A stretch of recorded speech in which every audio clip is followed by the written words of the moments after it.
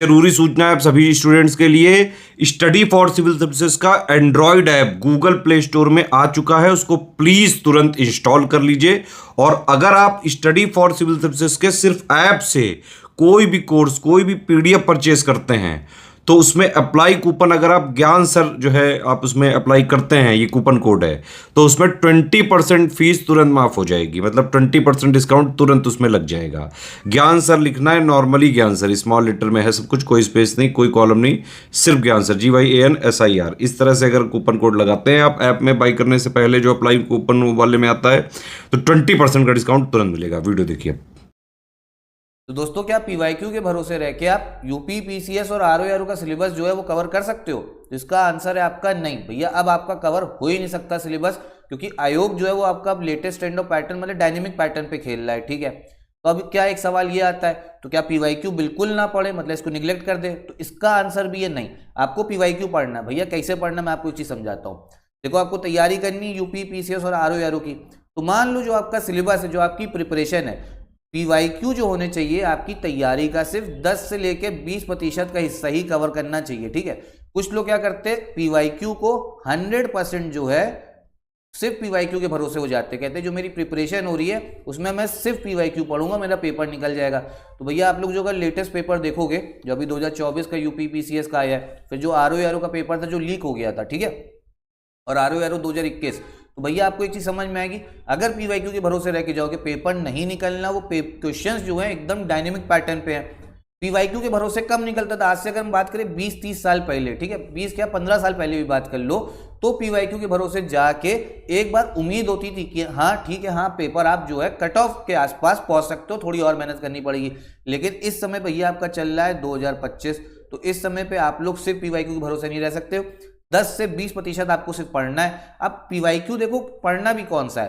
अब बहुत लोग कहेंगे क्या हम 20-25 साल पुराना पढ़ ले? नहीं, जो पिछले 6 सालों के पेपर आए हैं, जो पिछले सिर्फ 6 साल के पेपर है आपके, 6 से 7 साल के जितने भी पेपर हैं, उसको आपको अच्छे से पढ़ना है। ठीक है, उसके जो पीवाईक्यू है ना, वही मोस्ट रेलिवेंट आपके पीवाईक्यू हैं।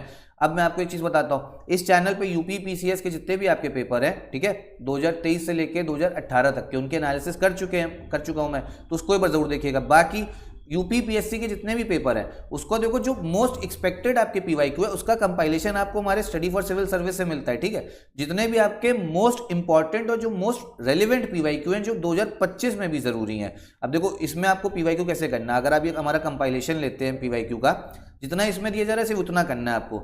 अब देखो, हिस्ट्री आपको मिल जाएगी पूरी, इंग्लिश में भी होता है, हिंदी में भी होता है। ज्योग्राफी हो गया, पॉलिटी, साइंस, एनवायरमेंट और आपका इकोनॉमी। ठीक है, जितने भी मोस्ट इंपॉर्टेंट आपके पीवाईक्यू होंगे। अब यहाँ पे एक चीज़ ये आती है, क्या भैया हम लोग पहली चीज़ तो मैं आपको बता दी, 20-25 साल वाला आपको काम करना ही नहीं, आपको सिर्फ इतना करना है।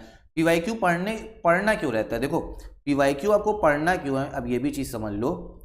किस तरीके के क्वेश्चंस आ रहे हैं, आयोग आपसे कैसे जो है क्वेश्चंस पूछ रहा है। देखो अगर यूपी पीसीएस की बात करें और पिछले अगर आप सालों की बात करो, तो क्रोनोलॉजिकल क्वेश्चंस जो है मॉडर्न हिस्ट्री में और पूरी हिस्ट्री में, मिडीवल हिस्ट्री, मध्यकालीन भारत में भी आयोग आपसे काफ़ी पूछ रहा है।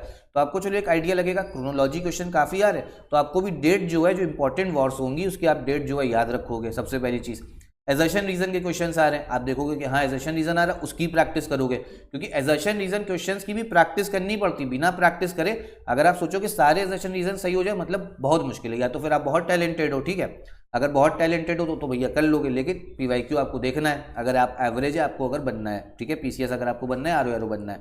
उसके बाद में किस टॉपिक से ज़्यादा सवाल पूछ रहा है आयोग आपसे? Ancient, medieval, modern. अब इसमें कुछ फिक्स्ड टॉपिक है जिससे आयोग आपसे क्वेश्चन पूछता है। जैसे मॉडर्न हिस्ट्री की मैं बात करूं, जो आपके सामाजिक सुधार आंदोलन हुए, सोशल रिफॉर्म मूवमेंट, उसके बाद में ट्राइबल रिवोल्ट हो गई, पीजेंट रिवोल्ट हो गई, फिर आपके मिडीवल इंडिया से जो बिल्डिंग बनी है, जो वॉर्स हुई हैं, ठीक है, इन सब से आयोग जो है क्वेश्चन पूछता है। तो पीवाईक्यू से एक आइडिया लगता है, हाँ इस तरह के क्वेश्चन आ रहे हैं। उसके बाद में जब आपने पूरा पीवाईक्यू देख लिया, ईजी आ रहे हैं, टफ आ रहे हैं, कंसेप्चुअल आ रहे हैं, उसके बाद आप आओगे सिलेबस पे, किसके? जो आपका यूपी पीसीएस का, आरओ का है। देखो, अगर यूपी पीसीएस निकालना है, मैं अगर यूपी पीसीएस की आपको बात करूं, आप इन 4-5 सब्जेक्ट्स पे फोकस कर लो, अच्छे से कर लो। एक हो गया आपका पॉलिटी, पीवाईक्यू के बाद में इसको प्रिपेयर करना है। ठीक है, पॉलिटी का पूरा लिस्टिंग और पूरा जो आपका कंपाइलेशन है आपको हमारे एससीएस में मिल जाएगा, सिर्फ उतना ही पढ़ो आप लोग, उसके बाहर जो आपको कुछ भी देखने को नहीं मिलेगा। पॉलिटी हो गया, हिस्ट्री, ये आपको प्रिपेयर करनी है, पॉलिटी, हिस्ट्री, फिर ज्योग्राफी और फिर साइंस। ठीक है, देखो यूपी पीसीएस में जिस बच्चे ने भी ये 4 सब्जेक्ट आपके अच्छे से कर लिए उसका कट ऑफ जो है हमेशा निकलेगा, ठीक है। इसके बाद में आपको सिर्फ करंट अफेयर करना है। अगर ये 4 सब्जेक्ट स्टैटिक और 5वां करंट अफेयर्स इसको कर लो तो भाई कट ऑफ जो है आप हमेशा निकालोगे, ठीक है। क्योंकि इसी से मैं अगर बताऊं आपको, पॉलिटी, हिस्ट्री, ज्योग्राफी से ही 70 से 75 क्वेश्चन आयोग आपसे पूछ लेता है 150 में, और कट ऑफ कितना जाता है, मैक्सिमम से मैक्सिमम जो कट ऑफ गया वो 95 क्वेश्चन गया। साइंस से भी 20 क्वेश्चन आते हैं, तो साइंस और करंट अफेयर से वो आप कवर कर सकते हो। अब इसका मतलब ये नहीं कि बाकी सब्जेक्ट निगलेक्ट करना है, ये आपका स्ट्रॉन्ग सब्जेक्ट होना चाहिए। और आरओ में क्या करना है, आरओ में भैया इन्हीं 4 सब्जेक्ट में जो आपका 4 स्टैटिक है, एक रीजनिंग भी जोड़ लेना, क्योंकि उसमें रीजनिंग के 15 क्वेश्चन आते हैं, उसमें हिंदी भी करनी होगी। कुल मिला के बात है, पीवाईक्यू आपको सिर्फ इसलिए देखना है कि किस हिसाब से क्वेश्चन आ रहे हैं, ईजी, टफ, कंसेप्चुअल, ठीक है। और उसके बाद में किस टॉपिक से, मतलब किस पोर्शन से आयोग आपसे क्वेश्चन ज़्यादा पूछ रहा है। उसके बाद में पूरा सिलेबस जो है आपको डेडिकेटेड तरीके से आपको तैयार करना होगा, एक स्ट्रैटेजी बना के करना होगा, तब जाके आपका पेपर जो है कट ऑफ निकलेगा। देखो यही जो है लेटेस्ट ट्रेंड ऑफ पैटर्न है आयोग का, क्योंकि आयोग इस समय डायनेमिक पैटर्न पे चल रहा है, एकदम नए तरीके के क्वेश्चंस हैं। उसके लिए आपको नए तरीके के क्वेश्चंस के लिए टेस्ट सीरीज की भी प्रैक्टिस करने की जरूरत है। एससीएस में आपको टेस्ट सीरीज भी मिलेगी, मतलब वन स्टॉप डेस्टिनेशन है। पेड ग्रुप भी हमारा स्टार्ट हो गया है, यूपी पीसीएस 2025 और आरओ री एग्जाम का भी हमारा चल रहा है पेड ग्रुप, उसको भी आप ज्वाइन कर सकते हो। मतलब कंप्लीट आपकी तैयारी उसमें करवाई जाएगी, जितना हम लोग देंगे सिर्फ उतना ही पढ़ने की जरूरत है, उसके बाहर आपको कुछ भी पढ़ने की जरूरत नहीं पड़ेगी। तो अगर आपको आरओ इस साल निकालना है एग्जाम, यूपी पीसीएस 2025 निकालना है, 2024 चाहे जैसा हुआ यूपी पीसीएस, अब आगे बढ़ो, ठीक है, जिंदगी में आगे बढ़ना है, 2025 निकालना है, तो एक फ्रेश तरीके से अपनी तैयारी स्टार्ट करिए, हमारे साथ जुड़िए, ठीक है। कंप्लीट आपकी प्रिपरेशन होगी। और जो मैंने आपको स्ट्रैटेजी बताई, जो 4 सब्जेक्ट बताए हैं, इनको आपको अच्छे से फोकस करना है। करंट अफेयर, न्यूज़पेपर पढ़ने की आदत डालो, ठीक है। डेली आपको न्यूज़पेपर जो है पढ़ना चाहिए, करंट, ठीक, आधा पौना घंटा पढ़ो। उसके बाद में करंट अफेयर, एससीएस में डेली करंट अफेयर आपको मिलते हैं, फिर मंथली कंपाइलेशन मिलता है, उसको अच्छे से फॉलो करो, करंट अफेयर्स भी आपका हो जाएगा। बाकी पीवाईक्यू को लेकर आपका कोई और डाउट हो तो कमेंट बॉक्स में पूछना। एक चीज़ जो मैंने आपको बताई, ये 20-25 साल पहले ही होता था कि पीवाईक्यू के भरोसे निकल जाते थे पेपर, अब नहीं निकलेंगे। सिर्फ पीवाईक्यू आपको पढ़ना है, पिछले 6-7 साल के पढ़िए, जितना हमने एससीएस में आपको दिया है, ठीक है, जो मोस्ट रिलेवेंट है आज के एग्जाम के लिए, सिर्फ उतना ही देखो, उसके बाहर आपको कुछ भी देखने की जरूरत नहीं है। यहीं पे वीडियो भी खत्म करते हैं। कोई डाउट हो तो कमेंट बॉक्स में पूछिएगा।